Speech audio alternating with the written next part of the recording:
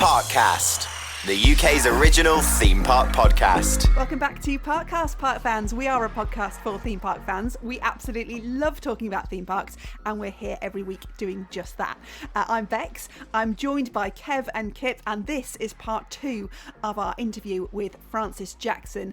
Francis, of course, the former operations director and general manager at the Alton Towers Resort, now back in Australia, and he's been joining us to talk all things theme park operations. If you've missed part 1 of this podcast, it's available to listen to now, and I really recommend you go and have a listen to that first.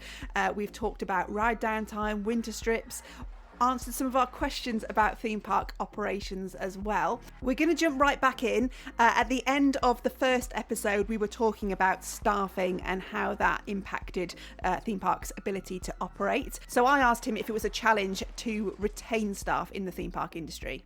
Definitely a challenge when I was there initially. It's a challenge regardless. And it's a challenge that I found not only just in the ski industry, but also in the attraction industry is you would struggle because people at home would say, when are you going to get a real job? Yeah. That's a really big one. So it's really hard when you've got on one side you feel it, then in the home environment you feel it. So there's a lot of good operators should have very sound practices, really good processes, and really good communication, and to make your team feel welcome, and that there is a pathway, there is a career progression within that space, and it is valued. And the world is bigger than just your own attraction. There is an industry that sits around us, and it's a global industry, and that it can provide for those that aspire to go up that. But not just that, the industry itself provides great service, customer excellence, individuals that come out of it, great maintenance. Every industry is represented here, from your marketing teams, your hotel teams, your food and beverage, your retailers, every aspect of it. So you can come out of this with really, really good experience. And there's really good opportunities to be able to explore different paths on what you may or may not like. You may start off in retail, but you could end up in health and safety. You could end up in engineering. And so I think it is a challenge to give people that confidence to be able to articulate it, to display that. And when I arrived, I had to create some we developed some programs that started to demonstrate how strong the career path was, and that it was achievable. But in industries like this, you can also find that a lot of people at the top don't move often, and therefore those underneath move away because they can't see career progression. So you have to be conscious of that. But it is a challenge, but that feeds all the way back. Why? Why? Why am I here? For what reason? Why is the customer relevant to me? Here's the message. I'm just turning it over and pushing it out. Whereas when you give people a sense of purpose, then they start to understand why they're there, and then they can start to understand the delivery. So if I go back and talk about the viewpoint I have on whether an individual is the face of the business versus the brand, what you really want is the brand piece, and then you want these satellite customer service agents enhancing the experience of everyone's day, even when you make mistakes as a business. And sometimes the mistakes are sometimes out of your control because they conspire against you. Like I said, get a number of rides break down at the same time, but you need the right message to come out. And that comes through training, experience, depth.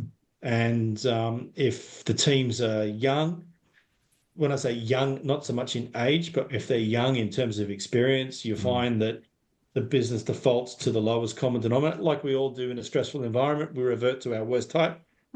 People, the first thing we train everybody is on safety. The next layer becomes the service level. And if you're under pressure, you sometimes default back to that point. It's not what the customer wants. We've all stood there getting frustrated. It's interesting though, because we've done an episode with Neil Dwyer, who's the VP of operations over there at Six Flags Qiddiya, which is going to open, and he says the same thing. Exactly the same as what you're saying. As another operations director, that getting your staff to feel valued, that's his major focus, is making sure that his teams feel that way and feel happy, because he knows that's how he's going to get his park to run effectively. Absolutely, it's smooth. So one of the things we haven't really touched on, and this is when you're bringing. I'll talk about an age ride. So in my experience, I always felt that it would take us about for the staff to be really efficient on deck on the platforms, right? Particularly on your big coasters where you'd have 6, 8 staff, right? It would take us, 6 to 8 staff. You're running a rota that's somewhere in the order of 45 people. When you run it through a 7-day week rota, and then they cross train and work on different rides as well. In hubs, you would need about 6 weeks before that team gels. So if you think about what's the best example I can use? It's like a sporting team when you put them together. See, the really young kids, when you put them together and they all run around like a gaggle, and eventually, less in the UK, it's not a good example because you all watch football. And I've never seen so much structure. The young kids when they play football, as opposed to here in Australia, it's like a mob on the ball in football. But it's like it's like that. It's like a really well-oiled professional sporting team, right? It takes about 6 weeks to where everything becomes second nature. Intuitively, everybody knows what's going to happen. When the operator says we've got a stoppage here, everybody knows what to do. They've already got their roles. Yeah. And to keep people engaged, like Neil would say, like I've been saying, right? We want to rotate people through job functions because we don't want to become bored and disengaged and then take their eye off the ball and forget to do a check, right? Like a lap bar check. And so you're rotating people every 30 minutes through the different roles. So they're constantly moving around, and then you get a stoppage. So what the job you were doing before is now not the job you're doing on the same stoppage. Does that make sense? Yeah. And how to get everybody to a point where it's intuitive. It's a challenge. And then you've got your midweek team, and it's almost like you've got a weekend team, just on the way things work, And so it's really hard. So for the first 6 weeks, not only have you got your rides giving you headache from a technical perspective, right? And a challenge and delays. You've got a maintenance team that's working out a new ride and they don't know all the nuances of it, and it takes them a while to work it out. You've got a rides team that feels like it's a grade 2 theatre team on stage. It's clunky, it's awkward, it feels kooky, yeah? Before you get to that point, I always used to hope that by Easter we had a pretty well-oiled machine. But when you talk about a big new ride, it's not just like it's a team. This is like the entire organisation of a sporting team, like the whole team of Manchester United from the CEO down, everyone getting ready for the next season. That's what a new ride's like, a big coaster, because everyone's involved now. Marketing's involved. You've got your branded merchandise, you've got your themed food, your hotel's got themed rooms. Do you know what I mean? Your ticketing products, you got all this stuff. Everybody is getting ready for the big season, as opposed to just a sporting team. And this has a really big impact on how rides operate, them sorting themselves out and finding their place and their niche, and the years of experience that operator has, and that level of calmness that they can have in those times when it's challenging. Did you ever have one of those experiences where you felt that those moments that you're describing? Wanting to hide. Yeah. I mean, your heart's bleeding. Your heart's bleeding for the guest experience, all right? But the biggest thing you can do is keep the team calm, and you got to give them support. You've got to have visible leadership and show them that you're there with them in the fire, and get them back on, make sure they're on task. And you can't unpick it yourself. You need your team to unpick this and work your way through it, and just keep moving, it's that's all you can do, is give that team support. You've got to make them feel valued and know that management are there. Management have got their back, because later in the season, you can't always be there. What you want is for them to know that you've been there and you've told them, work through the problems, solve it together as a cohesive unit. Don't stress about the fact that the ride is down, because I used to say this: go slow to go fast. If you want to be quick, we've got to go slow. Just don't miss a check. Don't do this. Work through the process, and it actually is quicker, even though it feels like forever at the time. And communicate, to the guest. It's a really clear thing. We've talked quite a bit about ride downtime.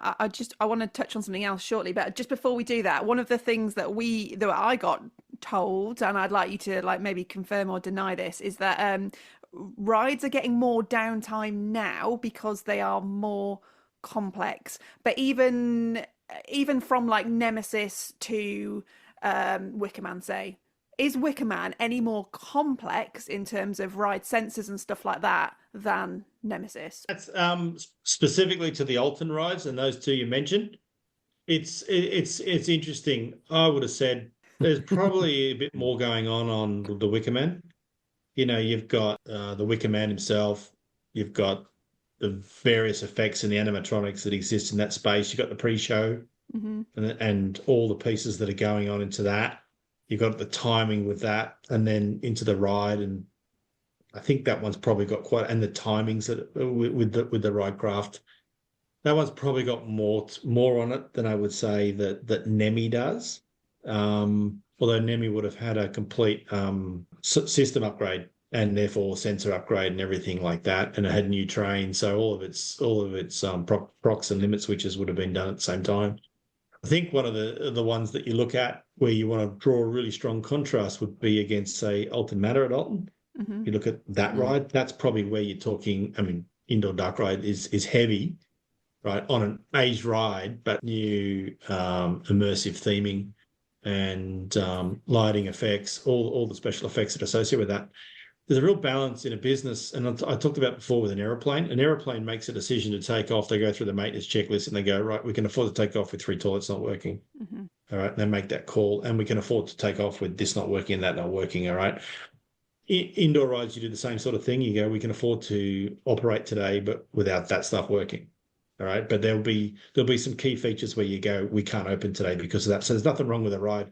I could put you in the ride, you go around and you'd get the 80%, but it's detracting from the immersive experience. And it's a really hard balance when you're crying out for a ride that can deliver you 1,000 plus an hour more.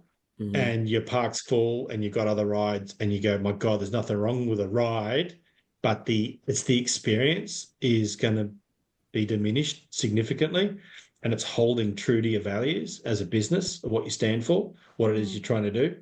And so it goes back to this is where we draw the line on what we call the minimum experience we want. And you're making a balancing act there. And like all of these things, sometimes it's out for a couple of hours. Sometimes you're going, right, so we haven't got it for 10 days. What do we do?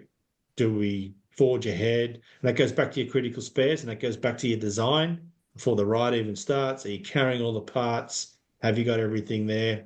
Have you gone through and found all those single points of failure? So Curse of Alton Manor is an interesting one because I remember when it opened, it wouldn't operate if certain effects were down because they wanted you to get the experience.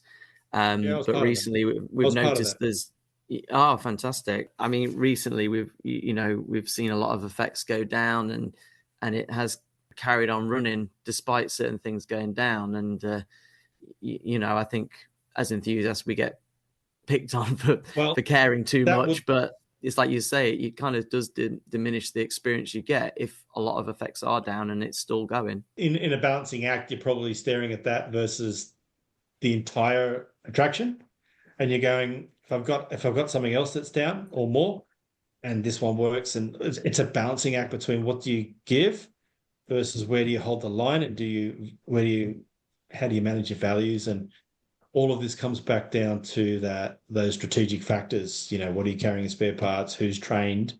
Do you have the right personnel who can make the changes? What are your minimums? So I can only speculate, and I'd rather not go any deeper other than to say there's probably challenges in a way where they're making balanced decisions against the value set of what they consider the minimum in order to keep something open versus what else is open in the wider place. And that's a challenge. And I have been there before in that space. And I think every operator who's worked with aged assets understands that balance. And it's a fine line between it's versus what you truly want to do versus what the guest experience is. And it's tough. And many attractions will have had that balance, just how deep and how hard you want to go and how hard you want to stay true to what you set out as one of the objectives. But I think there's new and old rides. When you look at like the rise of what we call continuous improvement, have you heard of things like Kaizen, the Japanese Kaizen, Lean, they call it Six Sigma? There's all these continuous improvement frameworks and methodologies, and continuous improvement and maintenance practices over the last few years within the industry has been moving towards what they call sort of condition-based maintenance. And then subsequently predictive maintenance. So predictive, we're predicting it's going to happen, so we change it out before it gets there.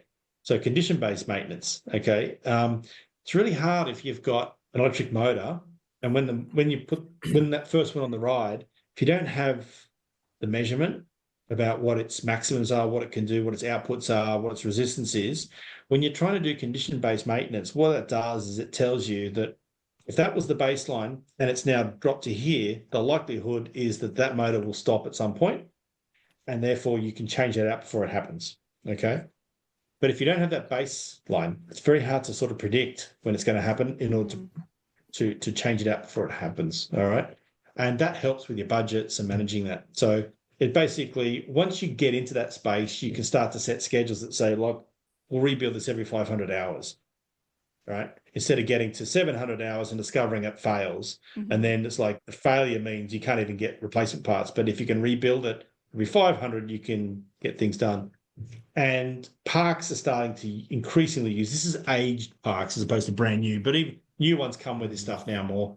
Sensors, if you increasingly using sensors and real-time data to monitor those actual condition of the components to predict this before it happens. Vibration centers could be fitted on like the lift hill of the mountain to detect abnormal readings in vibration, and maintenance can intervene before a motor burns out during operation. You know, the goal is to fix this stuff in a convenient time in advance rather than reacting after a breakdown.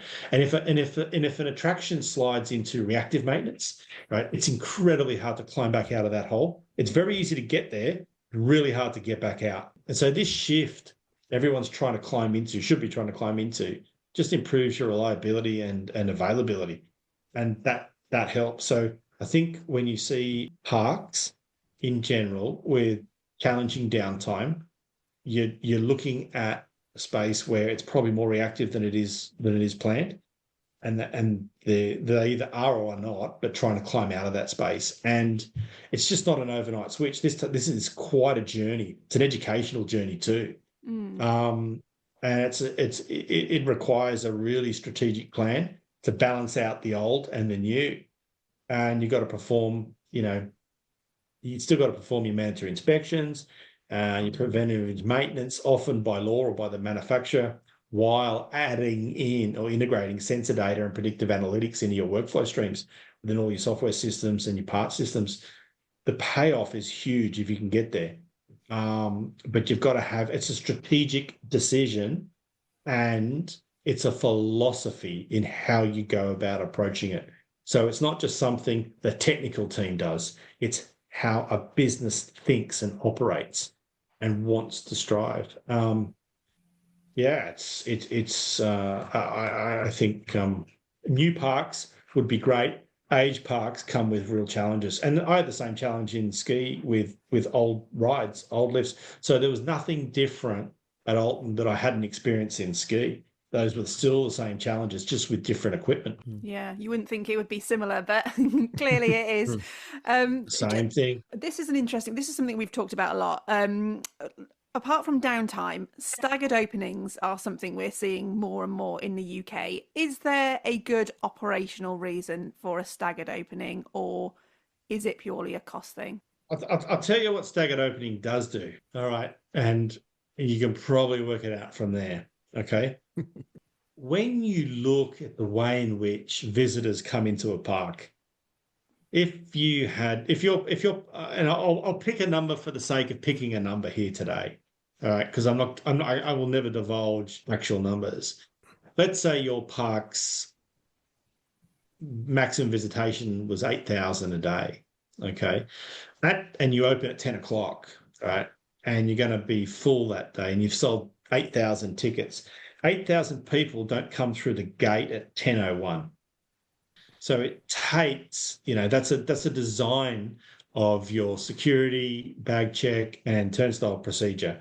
They're probably churning through 2,500 an hour, 3,000 an hour. So you can probably move everybody in. And most parks open a little bit earlier, the front gate. So you're moving people on. So over the course of about a 2-hour window, 2 and a bit hours, you move everybody in to the park. And what's happening here is a thought pattern that says, right, if for the first hour I've only got 4,000 people here, and that's a maximum of 4,000 because that's how many they can let through the front gate. But the first half an hour I can only have 2,000. Well, therefore, do I need to have opened every single ride?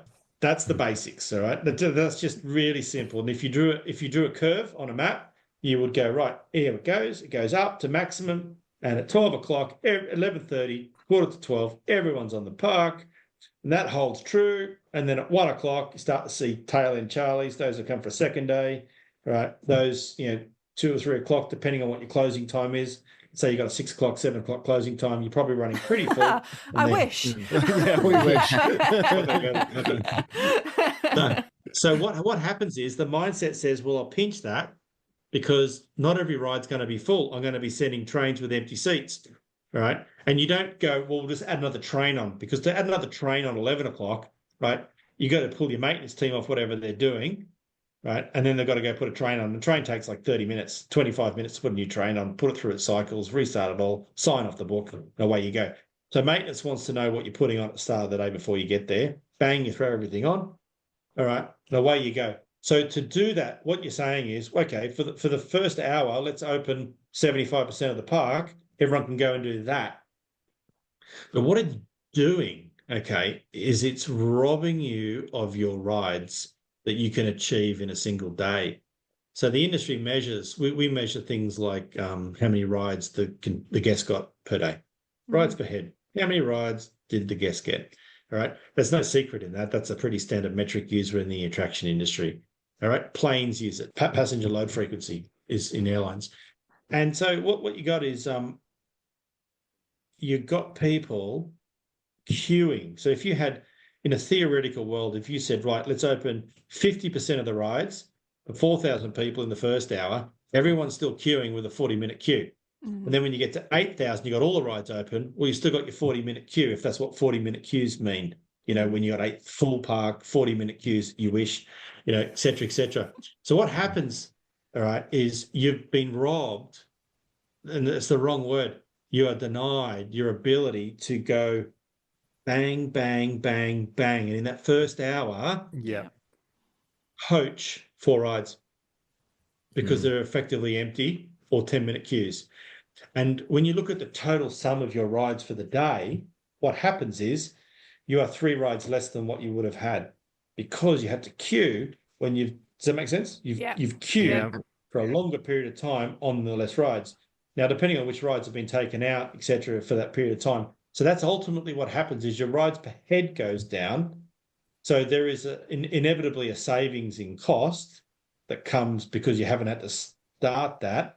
So that could be, and so while that's a natural outcome, the question becomes is, well, real savings has occurred when you do it on large rides where you have lots of team members rather than rides that have 1 or 2 members. All right. And if you weigh that up against the balance between customer service, you're more likely to go, okay, who's in the gate straight away? Enthusiasts. We should open the big ones, but you don't get a big cost saving. But what you may find is that there's a staggered opening that sits with the maintenance team. So how do you get a maintenance team to open 31 rides simultaneously? It's a challenge. And what time can they start? So when you look at the industrial relation laws, the term used in the UK, the laws that govern when your team can start, they will be negotiated. All right. Sometimes those start times aren't allowing you early enough as your rides age, as you continuously improve through audits and checks, and you increase your checks, all right, to improve your standard of safety on this continuous improvement. You find that if you can stagger 1 or 2 rides a bit later, then you can allow for the engineering team to move through the different rides and get to them in time to hand them over to the operation team. Now, some rides operations need for 15 minutes. Some rides operations need them for 45 minutes to go through and do their own checks as well. All right. So there's this balancing. So everyone's under pressure because someone's got to deliver it to the next person, and operations has to deliver it to the customer through the advertised time. So and there were some balancing acts, like we used to say at Alton. It's like we noticed when we opened everything at 10 o'clock there was very few people riding the Rapids ride. So when the decision was made, and it was before my time, to have that one always open at 11. And you know what? I challenged that notion, and it actually made sense because there was just no one riding it. Like people would rather get on other stuff first. Like they wanted to go bang, bang, bang, bang, bang, bang. Mm-hmm. But Smiley gets smashed, Nemi gets hit, Wicker Man gets hit. You know, they were just like those things. I mean, you just watched them, you know, what was going to get targeted first. And then everyone sort of had their path. So you have a balance, but then if your total visitation's down as well across the year, then you're probably looking for savings. So there's this balance between is it cost saving or is it to support a maintenance team that may have seen a higher turnover, but therefore they still have the same headcount or increased headcount, but the total competency that's trained out within the team doesn't allow for all of that because, you know, if you've gone from having, you know, 80 engineers and 65 were competent and 15 were sort of apprentices and the balances were shifted to 40-40, right? Then you're relying on half your workforce, not 75, 85% of your workforce. And that therefore slowing down sign off in the morning. And things that change sign off is like, you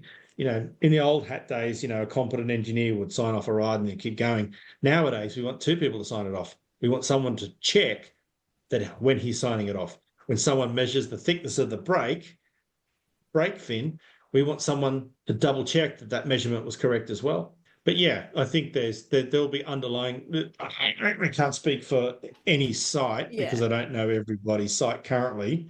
But if you would probably say, you know, for a while there, you know, there's probably some truths that are thought are probably real, but I can only speculate. You mentioned the Rapids. That is one of the ones that is still obviously on a staggered opening. People didn't really like getting too wet at the start of the year or right at the very end when it was cold. Yeah. You know, no one likes walking around Alton wet. It's horrible. It's a horrible experience. Yeah. But in the heat of summer, yeah. Like, I mean, depends how you flex it, and it depends what the overall challenges. And that's what makes it really interesting is there are so many factors.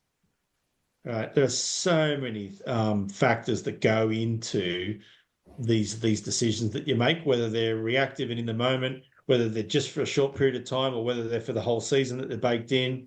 You know, whether it's around whether your team. So we talked on it earlier. Looking after your team is really critical, and so sometimes you need to pull back. Yeah, I said you can see a year out what's going to happen on winter maintenance. You can see a year out what's going to happen on operations the following year too. And if that's the case, then you know you could probably say there'll be cost challenges, or the team has had high churn, which you then start to go, what's going on? Why is the team leaving? What's going on? What's causing the rot that people are leaving? And that's harming their capability. So there's an underlying reason in each of these challenges. Why aren't more visitors coming? If there's a drop in visitation to a theme park or an amusement park, then there has to be a knock-on somewhere in the operations costs. So why aren't people coming?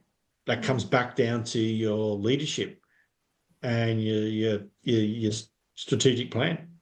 Ultimately, great leadership creates a culture where everyone's proactive about mitigating issues before they impact the guest. It's having a radar for those problems and addressing them in advance. It's also about balance, pushing for excellence and caring for your team. And for me, a team that is supported will support the mission wholeheartedly. For you personally, what was it you enjoyed the most while you were at Alton Towers and doing your role here? It's at the end of the day, it's all about people, be it the team or be it about the guests. It's all about people having a good time and enjoying themselves. You know, for the team, they get to meet lots of new people. It's a great way to socialise. I've experienced multi-generations in the one workplace because they've enjoyed it so much, and that's a testament to the management team and the environment, and also the customers putting a smile on people's face. That's the thing. So, you know, Alton Towers, where it sits in the marketplace, you want to make everyone go away with that sentiment that says, I want to bring my own kids back here one day. You know, we had such great experiences. That's what you leave it with. And I think that's what any operator wants their guests in the industry to leave. So I get the most excited from that.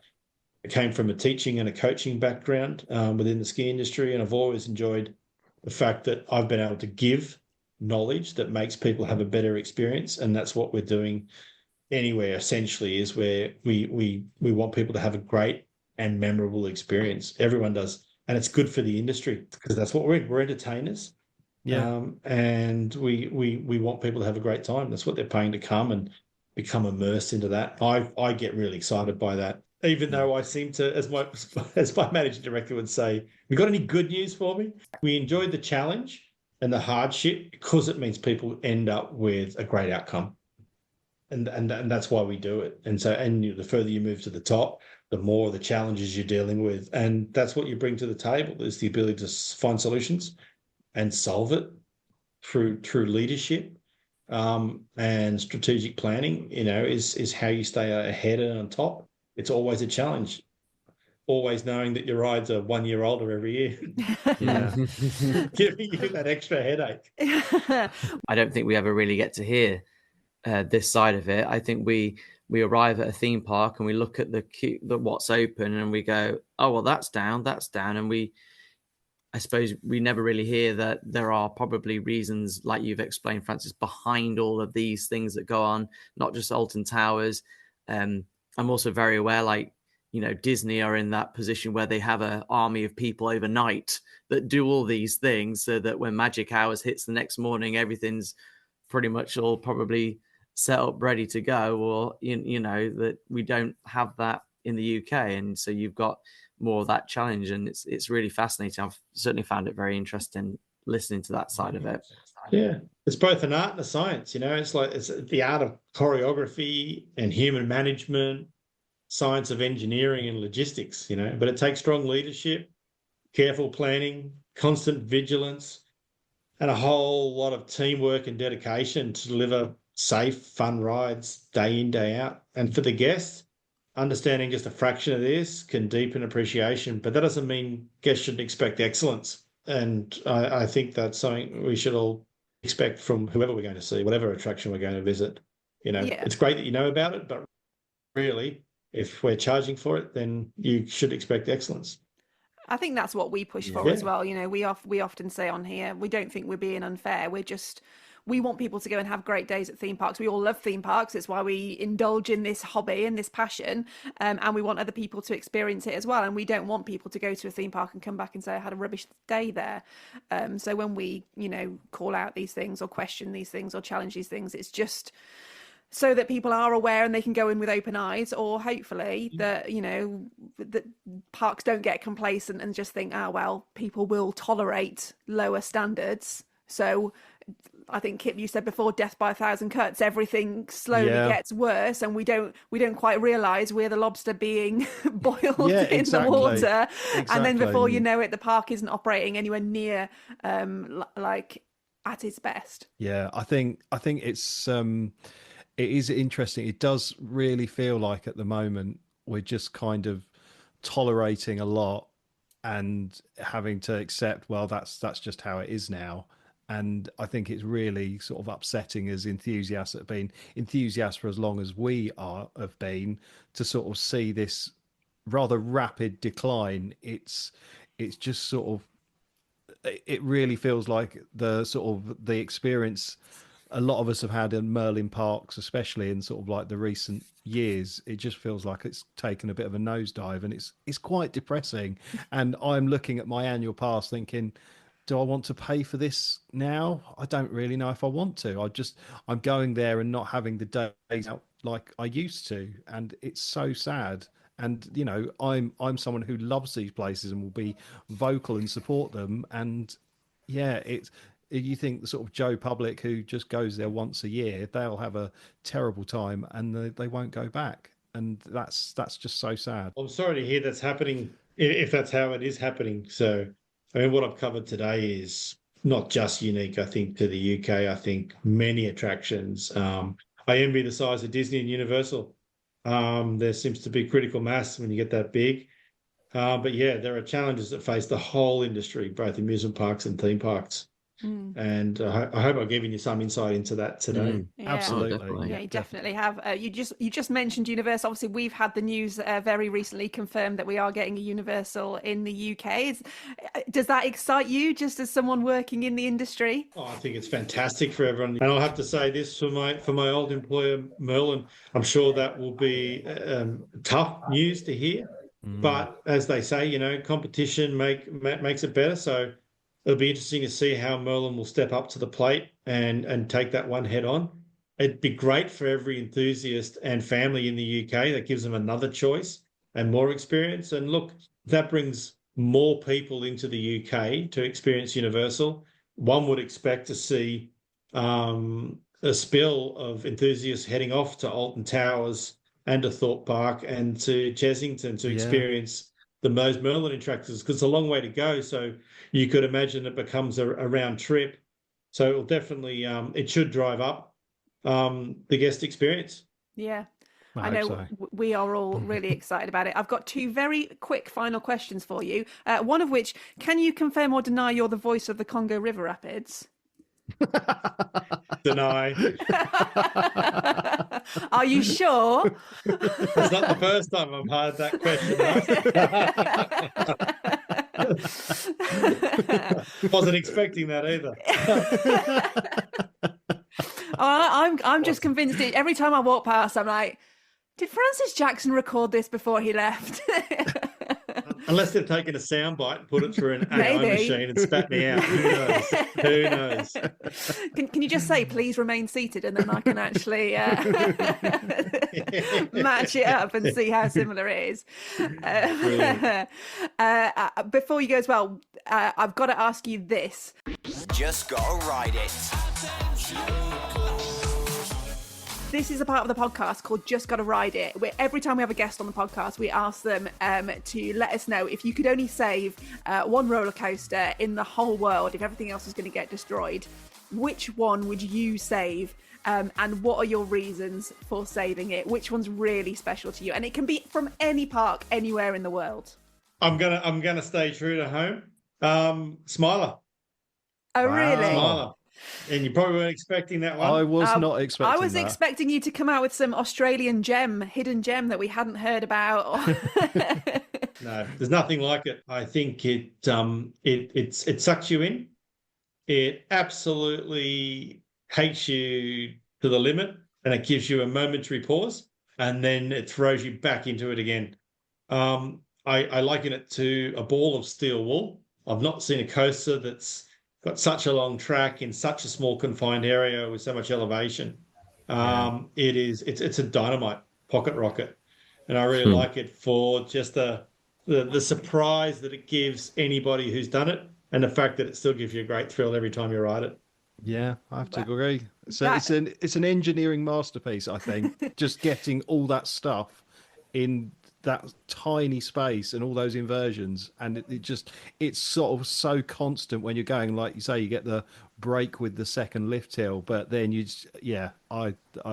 I think it is quite underrated. There'll never be another one like it, I think. It's good enough for me. I will stick it in our Just Gotta Ride It file for you with your name next to it. You can have that one.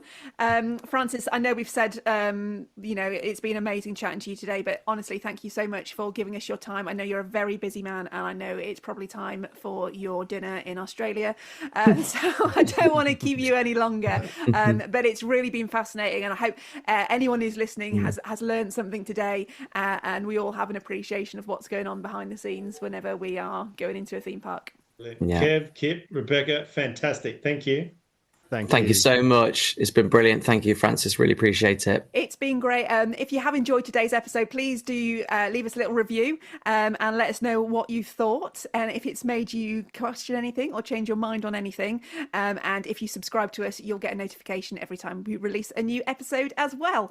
For now, though, we've been Parkcast. Parkcast, the UK's original theme park podcast.